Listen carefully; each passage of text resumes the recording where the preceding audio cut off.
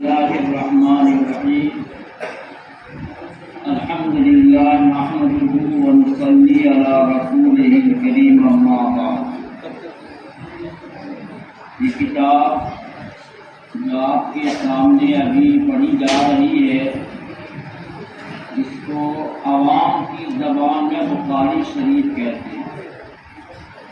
علماء نے لکھا ہے یا صاحب الکتب بعد کتاب اللہ تعالی البخاری شریف، کتاب اللہ کے بعد وہ بخاری شریف کا ہے. حضرت امام بخاری رحمۃ اللہ علیہ نے اس کتاب کے لکھنے میں بڑا اہتمام فرمایا، بہت اہتمام فرمایا. حضرت امام بخاری رحمۃ اللہ علیہ 6 لاکھ احادیث کے حافظ تھے. ان کو 6 لاکھ حدیثیں یاد تھیں. اس میں سے 6 لاکھ میں سے اس مجموعے کا انتخاب فرمایا اور حضرت امام بخاری رحمۃ اللہ علیہ نے فرمایا میں اس مجموعے میں صحیح روایات کا انتخاب کیا ہے. بہت ساری صحیح روایتوں کو میں نے چھوڑ دیا ہے. یہ مطلب نہیں ہے جو بخاری شریف میں روایتیں ہیں وہ صحیح، باقی روایتیں ضعیف ہیں، یہ نہیں ہے. بلکہ امام بخاری رحمۃ اللہ علیہ نے خود فرمایا میں اس مجموعے میں جو روایت ذکر کی ہے وہ روایت صحیح ہے، لیکن بہت ساری صحاح کو میں نے چھوڑ دیا ہے. حضرت امام بخاری رحمۃ اللہ علیہ بہت اہتمام فرماتے تھے. علماء نے فرمایا ہے یہ مجموعہ 16 سال میں تیار ہوا، 16 سال میں تیار ہوا. حضرت امام بخاری رحمۃ اللہ علیہ جب اس میں حدیث شریف کو ذکر کرنا چاہتے تھے تو پہلے امام بخاری رحمۃ اللہ علیہ غسل فرماتے تھے، 2 رکعت نماز پڑھتے تھے اور پھر استخارہ کرتے تھے. استخارے میں دن بعد جب آ جاتی تھی تو پھر حدیث کو بخاری شریف میں درج فرما دیتے تھے. اور اس کا جو تراجم ہے، اس کا جو عنوان ہے، علماء نے فرمایا ایک بار سے امام بخاری رحمۃ اللہ علیہ نے خطیب میں بیٹھ کر کے تراجم کا انتخاب فرمایا. خطیب خانہ کعبہ کا وہ حصہ ہے جو خانہ کعبہ میں داخل ہے، البتہ اس پر چھت نہیں ہے. یہ خانہ کعبہ کا ہی حصہ ہے. قریش نے اپنے مال کی قلت کی وجہ سے، حلال مال کے نہ پائے جانے کی وجہ سے خانہ کعبہ کو چھوٹا کر دیا تھا اور ایک حصہ خانہ کعبہ کو یوں ہی کھلا ہوا چھوڑ دیا تھا. اسے حتیم کہا جاتا ہے. حضرت امام بخاری رحمۃ اللہ علیہ حتیم میں خانہ کعبہ میں بیٹھ کر کے عنوان کا انتخاب فرمایا. اس کے بعد پھر نظر ثانی فرمایا. مدینہ منورہ میں جا کر کے اس حصے میں بیٹھ کر کے اس کو کہا جاتا ریاض الجنہ. فرمایا حضرت نبی کریم صلی اللہ علیہ وسلم نے ما بین بیتی و منبری روضۃ من ریاض الجنہ، میرے گھر اور میرے منبر کے درمیان جو حصہ ہے وہ ریاض الجنہ ہے، جنت کا ٹکڑا ہے، جنت سے لایا گیا اور مسجد نبوی میں داخل کر دیا گیا، اور قیامت میں اس حصے کو جنت میں داخل کر دیا جائے گا۔ اس جگہ پہ بیٹھ کر کے دوبارہ امام بخاری رحمۃ اللہ علیہ نے اس کام کو کیا اور عنوان مرتب فرمایا ہے۔ اس کتاب کے لکھنے میں بڑا اہتمام فرمایا، اور حضرت امام بخاری رحمۃ اللہ علیہ سے جب سوال کیا گیا، پوچھا گیا کہ حضرت آپ اس مقام پر کیسے پہنچ گئے، آپ کا اتنا اونچا مقام کیسے ہو گیا؟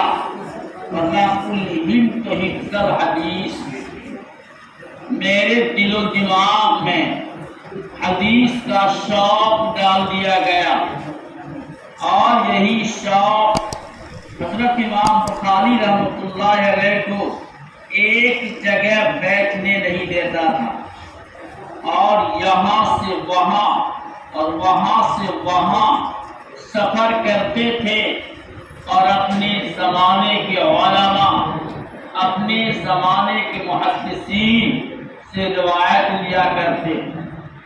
حضرت امام بخاری رحمۃ اللہ علیہ کے والد اسماعیل مالدار گزرے ہیں، بڑے صاحب ثروت تھے، بڑے مالدار تھے۔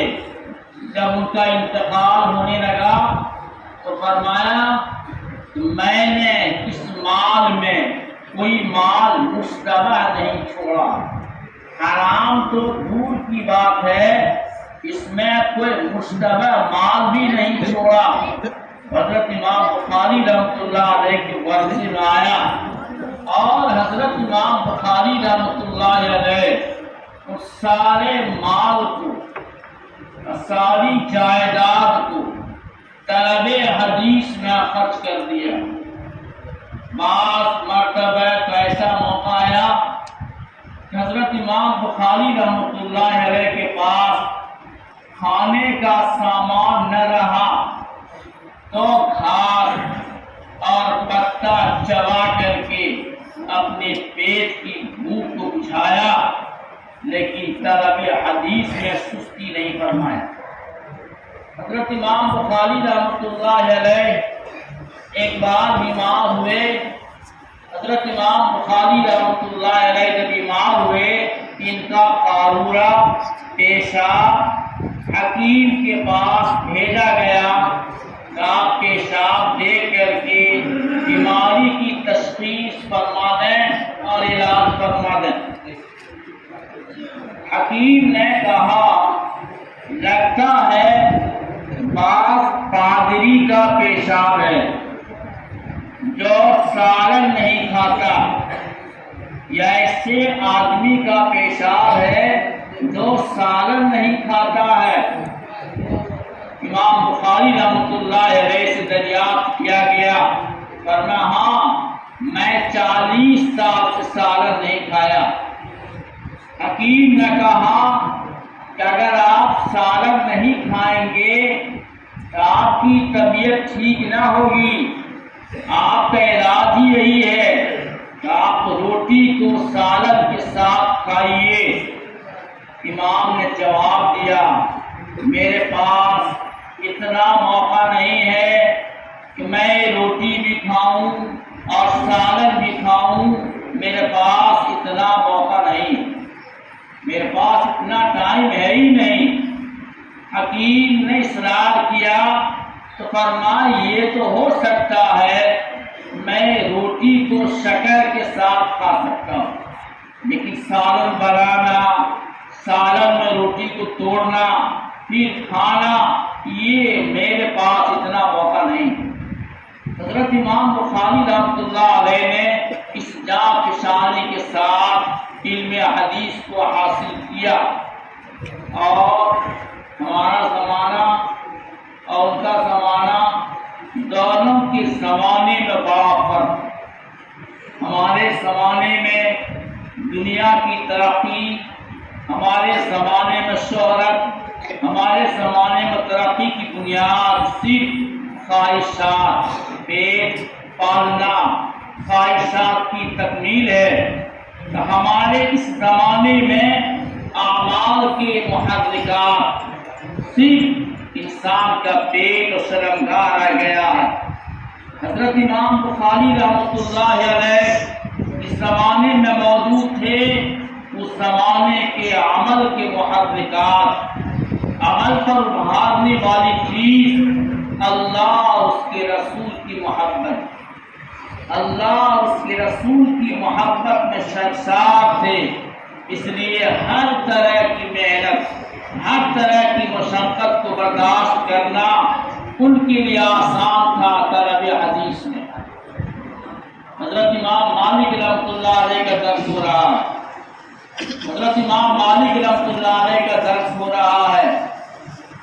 ایک نوجوان کھڑا ہوتا فرماتا ایکم فیکم عبد الرحمن، اور امام مالک رحمۃ اللہ علیہ کا درس پورے جاہ و جلال کے ساتھ ہوا کرتا، پورے جاہ و جلال کے ساتھ ہوتا تھا، بڑا اہتمام تھا۔ حضرت امام مالک رحمۃ اللہ علیہ کو حدیث جب پڑھاتے تھے تو بڑے اہتمام سے پڑھایا کرتے تھے، حتیٰ کہ ایک بار ایک واقعہ پیش آ گیا، حدیث کا درس دے رہے ہیں اور ان کا چہرہ متغیر ہو جاتا ہے، رنگ چہرے کا بدل جاتا ہے، بار بار یہ ہو رہا ہے، لیکن متانت کے ساتھ، اطمینان کے ساتھ حدیث کا درس دے رہے ہیں، حدیث پڑھا رہے ہیں۔ حدیث جب مکمل کیا، اندر تشریف لے گئے، اپنے قمیص اتارا، دیکھا بچھو تھا، 16 مقام پہ ڈنک مارا تھا، لیکن امام مالک رحمۃ اللہ علیہ صبر کرتے چلے گئے۔ فرمایا انما صبر، تو میں نے صبر کیا ہے رسول پاک صلی اللہ علیہ وسلم کی حدیث کی وجہ سے، کہ اگر میں سبق کو چھوڑ دیتا یا میں تو اور حرکت کرتا تو مبادا شاید حدیث کی توہین ہو جاتی، اس لیے لما صبرت اجلالا لحدیث رسول اللہ صلی اللہ علیہ وسلم، میں نے صبر کیا محض حضرت نبی کریم صلی اللہ علیہ وسلم کی حدیث کی عظمت کی وجہ سے۔ اسی جاہ و جلال کے ساتھ درس ہو رہا تھا، ایک آدمی کھڑا ہوتا ہے، کہتا ایکم فیکم عبد الرحمن، بتائیے آپ نے عبد الرحمن کون؟ سواب رک گیا، لوگوں نے اشارہ کیا یہ فنا عبد الرحمن ہے۔ وہ لڑکا آیا، جوان آیا، کان میں کچھ کہا، عبد الرحمن رونے لگے۔ لوگوں کو تعجب ہوا، ابھی حدیث پڑھ رہے تھے، حدیث سن رہے تھے، اس بچے، اس نوجوان نے کیا بات کان میں کہہ دی ہے جس کے وجہ سے عبد الرحمن کی آنکھ سے آنسو جاری ہو گیا۔ لوگوں نے پوچھا کیا بات عبد الرحمن، کوئی واقعہ پیش آ گیا، کوئی غم کی خبر آ گئی؟ کہا نہیں، غم کی خبر نہیں، خوشی کی وجہ سے آنکھ سے آنسو چھلک گیا۔ کہا واقعہ پیش آیا، میں مصر کا رہنے والا ہوں، مجھے حدیث کا بڑا شوق تھا، حدیث پڑھنے کا شوق تھا، اور میری شادی ہو گئی تھی۔ اب حدیث پڑھنا بھی ہے، شادی بھی ہو گئی ہے۔ میں نے بیوی سے کہا میں تم کو طلاق دینا چاہتا ہوں۔ کیوں؟ اس لیے کہ مجھے حدیث کے پڑھنے کا شوق پیدا ہو گیا، مجھے مدینہ منورہ جانا ہے، امام مالک رحمۃ اللہ علیہ کے درس میں جانا ہے، اور میں تمہارے حق کو ادا نہ کر سکوں گا، یہ میں چاہتا ہوں میں طلاق دے دوں۔ اور یہ وہ زمانہ ہے، میری بیوی حاملہ ہو گئی تھی، بیوی نے سمجھایا کہ طلاق دینے کی ضرورت نہیں ہے، آپ طلاق مت دیجیے۔ میں نے کہا میں تمہارا نفقہ ادا نہیں کر سکتا، اور جو شوہر نفقہ ادا نہ کر سکے اس کو چاہیے کہ بیوی کو طلاق دے دے تاکہ شادی کر لے اور اس کا شوہر نفقہ ادا کرے۔ بیوی نے کہا مجھے یہ فخر رہے گا طلاق مت دیجیے کہ قیامت میں میں اٹھائی جاؤں گی، عالم کی بھی بن کر اٹھائی جاؤں گی، اس لیے آپ مجھے طلاق کر دیجیے۔ میں نے طلاق نہیں دیا اس کو۔ یہ اور میں آ گیا امام مالک رحمۃ اللہ علیہ کے درس میں آ گیا۔ میں چاہ رہا تھا 1 سال پڑھ کر کے میں چلا جاؤں گا اور میں گھر پہنچ جاؤں گا۔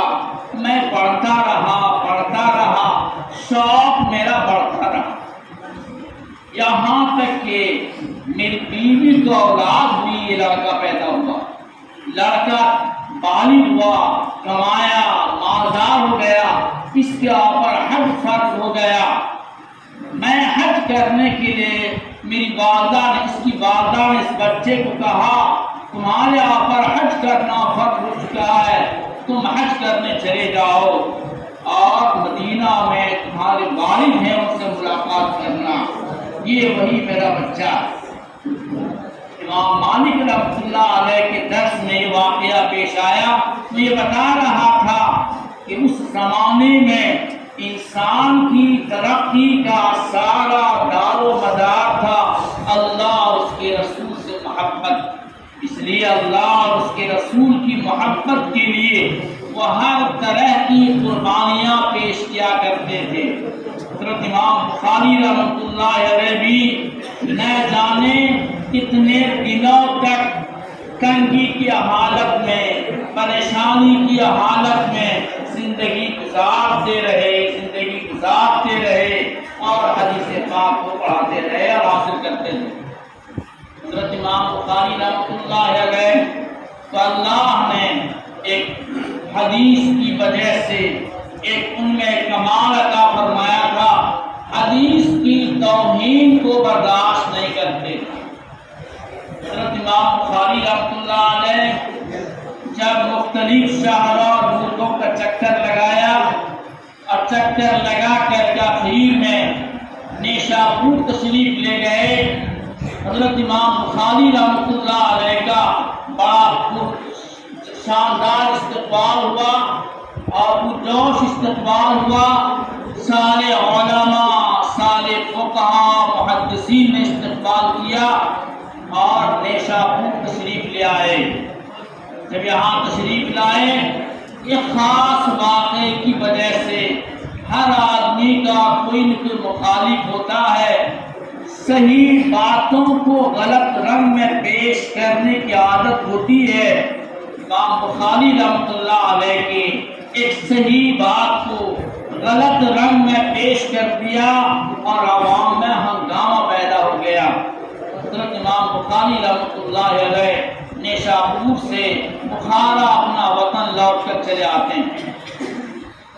جب بخارا تشریف لاتے ہیں تو بخارا کا حاکم اس نے امام بخاری رحمۃ اللہ علیہ سے پیشکش کیا، ایسا ہے کہ آپ میرے دربار میں آئیے اور مجھ کو میری اولاد کو حدیث پاک پڑھا دیجیے۔ حضرت امام بخاری رحمۃ اللہ نے فرمایا میں بادشاہوں کے دربار میں جا کر کے حدیث پاک کی تذلیل نہیں کر سکتا۔ حاکم نے کہا کیا اگر آپ میرے دربار میں نہیں آ سکتے ہیں تو کم از کم اس کے بیٹھنے کا، میرے بیٹوں کے بیٹھنے کا الگ جگہ متعین فرما دیجیے۔ حضرت امام بخاری رحمۃ اللہ علیہ نے بھی اس بات کو بھی پسند نہیں فرمایا، چنانچہ الزام لگا کر کے حاکم بخارا نے امام بخاری رحمۃ اللہ علیہ کو نکلنے کا حکم دیا۔ امام بخاری رحمۃ اللہ علیہ سمرقند جا رہے تھے، وہیں رہنا ہے کہ مقام خرتنگ ایک مقام کا نام ہے، وہاں تشریف لے گئے، وہاں ان کے رشتے دار وغیرہ تھے، قیام کیا۔ سمرقند جانے کا ارادہ تھا، سواری کے اوپر بیٹھے، چند قدم چلے تھے، امام بخاری رحمۃ اللہ علیہ کے بدن سے بہت سارا پسینہ بہار ہوا اور فرمایا مجھے ذوق سواری ہو رہا ہے، مجھے اتار لو سواری سے، اتار لیے گئے۔ یہی ان کے جو زینہ تھے، خزانہ تھے، ان کا انتقال ہو گیا۔ حضرت امام بخاری رحمۃ اللہ علیہ دفن کر دیے گئے۔ علماء نے بیان کیا جب ان کو دفن کیا گیا ان کی قبر سے خشک کی خوشبو آنے لگی اور مسلسل کئی سالوں تک، ایک مدت تک ان کی قبر سے خشک کی خوشبو آتی رہی۔ یہ حضرت امام بخاری رحمۃ اللہ علیہ ہیں، انہیں کی کتاب ہے۔ یہ کتاب بہت متبرک کتاب ہے۔ علماء نے فرمایا ہے کہ ایسی کتاب ہے کہ اگر اس کتاب کو پڑھ کر کے اگر دعا کی جائے تو وہ دعا قبول ہوتی ہے۔ جمال الدین نے اصیل الدین سے نقل کیا ہے، میں بخاری شریف کو 120 بار پڑھا ہے، مختلف ضرورتوں کے لیے، مختلف کاموں کے لیے۔ اللہ نے میرا ہر کام پورا کر دیا۔ اس لیے ہم لوگ یہاں آئے ہوئے ہیں تاکہ بخاری شریف کے اختتام پر جو دعا کی جائے اس دعا میں ہماری بھی شرکت ہو جائے اور ہماری دعا قبول ہو جائے۔ حضرات محدثین کا جو طریقہ ہوتا ہے، حضرات محدثین کا ایک طریقہ یہ ہوتا ہے، حضرات محدثین خود عبارت پڑھتے ہیں اور طلبہ سنتے ہیں،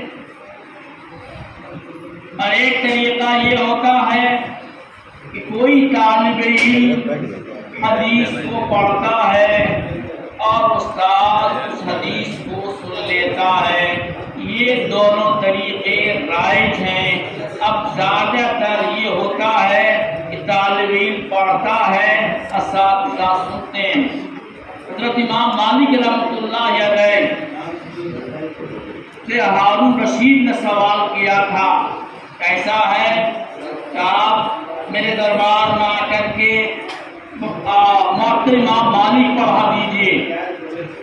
امام مالک رحمۃ اللہ علیہ نے فرمایا کہ اس میں علم کی توہین ہوگی، اس لیے میں آپ کے دربار میں جا کر کے معطل حدیث نہیں پڑھا سکتا۔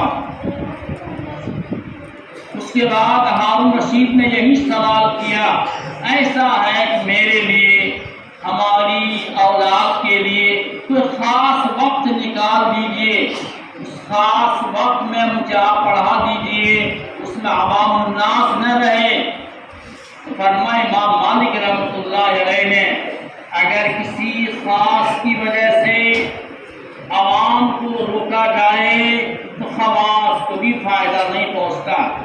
اگر آپ حدیث کا فائدہ لینا چاہتے ہیں تو آپ طلبہ کے ساتھ بیٹھ کر کے حدیث پاک کو پڑھیے اور سنیے، آپ کو فائدہ ہوگا۔ ہارون رشید نے سوال کیا کہ حضرت آپ خود پڑھ کر کے سنا دیجئے۔ میں پڑھ کر کے نہیں سنا سکتا۔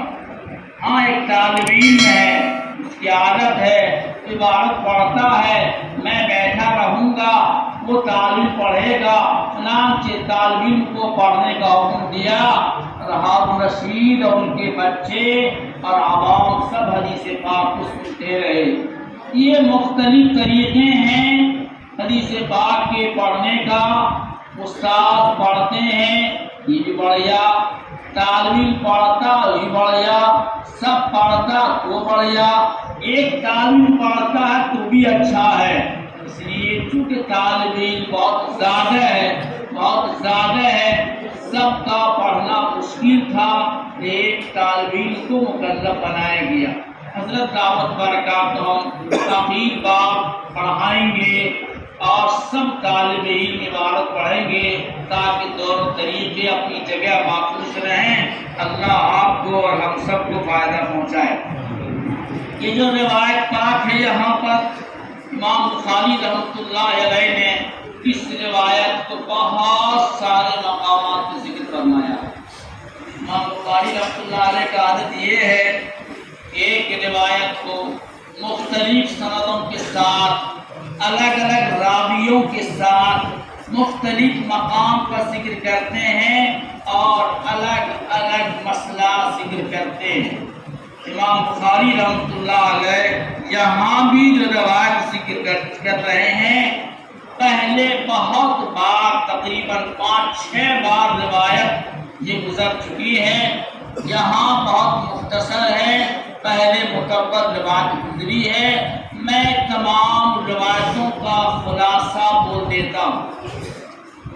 واقعی یہ پیش آیا، حضرت نبی کریم علیہ السلام کی عادت شریفہ یہ تھی، مال آتا تھا اور ڈھیر سارا مال آتا تھا، ان تمام مالوں کو آپ تقسیم فرما دیا کرتے تھے۔ آپ تقسیم کرنے میں اس بات کا لحاظ فرماتے تھے جو دین کے اعتبار سے کمزور ہے اس کو مال دے دیا جائے۔ کیوں؟ دین کے اعتبار سے کمزور ہے، اگر اس کو مال نہیں دیا جائے گا تو اس کے گمراہ ہونے کا احتمال خطرہ زیادہ ہے۔ جو دیندار صحابہ ہیں ان کو اگر مال نہیں بھی دیا جائے گا تو کوئی دشواری پیدا نہیں ہوگی۔ یہ عام حضرت نبی کریم علیہ السلام کا طریقہ تھا۔ حضرت نبی کریم علیہ السلام مال تقسیم کر رہے ہیں۔ ذوالخویسرہ ایک آدمی ہے، آیا اور کہنے لگا یا رسول اللہ آپ نے انصاف سے کام نہیں کیا۔ کتنا خطرناک جملہ بول گیا، یا رسول اللہ آپ نے انصاف سے کام نہیں کیا۔ فرمایا حضرت نبی کریم صلی اللہ علیہ وسلم نے، بتاؤ جب میں انصاف نہیں کروں گا تو کون انصاف کرے گا؟ اللہ مجھ کو امین بناتا ہے اور تم مجھ کو امین نہیں سمجھتے ہو۔ حضرت عمر فاروق رضی اللہ تعالیٰ عنہ کو غصہ آیا، فرمایا یا رسول اللہ آپ اجازت دیجیے میں اس کا سر الگ کر دیتا ہوں۔ میں نہیں، مجھے قتل کرنے کا حکم نہیں دیا گیا۔ اس کے بعد وہ پیٹھ پھیر کر کے چلا جا رہا ہے۔ آپ نے فرمایا یہ آدمی ایسا ہے، اس کے نسل سے ایسی قوم پیدا ہوگی، نماز تو شاندار پڑھے گی، اتنا شاندار نماز پڑھے گی۔ صحابہ سے فرمایا ایسی شاندار نماز تم نہیں پڑھتے، اپنی نمازوں کا ان کی نماز سے موازنہ کرو گے تو تمہاری نماز حقیر معلوم ہوگی۔ اتنا کثرت سے روزہ رکھیں گے تم اپنے روزے کو حقیر سمجھو گے، اور قرآن کو پڑھیں گے، چھین کے پڑھیں گے، آواز بنا کے پڑھیں گے، اور اس کی زبان پر قرآن و حدیث کے الفاظ ہوں گے لیکن دیندار نہیں ہوں گے۔ نماز شاندار پڑھیں گے، روزہ بہت رکھیں گے اور قرآن کو پڑھیں گے، لیکن ان کا قرآن زبان پہ رہے گا، دل میں قرآن نہیں اترے گا۔ اس کا حال یہ ہوگا کہ یہ مسلمانوں کو قتل کریں گے اور کافروں کو چھوڑ دیں گے۔ یہ جماعت ہے جن کا کام یہ ہوگا کہ کوئی مسلمان اس کے عقیدے کے مطابق نہیں ہے اس کو قتل کر دے گا، کافروں کو قتل نہیں کرے گا۔ یہ خوارج کی جماعت ہے۔ حدیث میں تذکرہ کیا گیا، یہ خوارج کا تذکرہ کیا گیا۔ حضرت علی کرم اللہ وجہ کے زمانے میں ابھر کر سامنے آیا۔ حضرت علی کرم اللہ وجہ نے سمجھانے کی بہت کوشش کی لیکن سنبھلنے کا نام نہیں لیا۔ حضرت خباب رضی اللہ تعالیٰ کے صاحبزادے عبداللہ اپنے بال بچوں کے ساتھ آ رہے تھے، چنانچہ اس خوارج نے پکڑ لیا، سوال جواب کیا۔ سوال جواب کرنے کے بعد کہتا ہے کہ آپ کافر صحابی رسول ہیں، اور حضرت خباب کے صاحبزادے کو قتل کر دیا، ان کے بچوں کو قتل کر دیا۔ حضرت علی کرم اللہ وجہ کو کم لائے ہوا، سمجھانے کی کوشش کی، نہیں مانے، اس کے اوپر فوج کشی، اور تقریباً جتنے خوارج تھے تقریباً 9000 سب کو قتل کروا دیا، سوائے چند افراد کے۔ بھاگ کر کے اور رکوش ہو گیا تھا، چھپ گیا تھا۔ اسی کا تذکرہ ہے اس حدیث پاک میں، اور فرمایا حضرت نبی کریم علیہ السلام نے کہ اگر میں زندہ رہوں گا تو میں ایسے قتل کروں گا جیسے قوم عاد کو ہلاک و برباد کیا گیا، ایسے میں قتل کروں گا۔ اس لیے اس حدیث کی امام بخاری رحمۃ اللہ علیہ نے مختلف مقامات پر ذکر کیا ہے، اور اس کا ترجمہ وغیرہ پہلے کر دیا گیا۔ اصل میں یہ بات یاد رکھنے کی ہے، ہماری نماز قبول ہو رہی ہے کہ نہیں، ہمارا روزہ قبول ہو رہا ہے کہ نہیں، یہ دیکھنا پڑتا ہے۔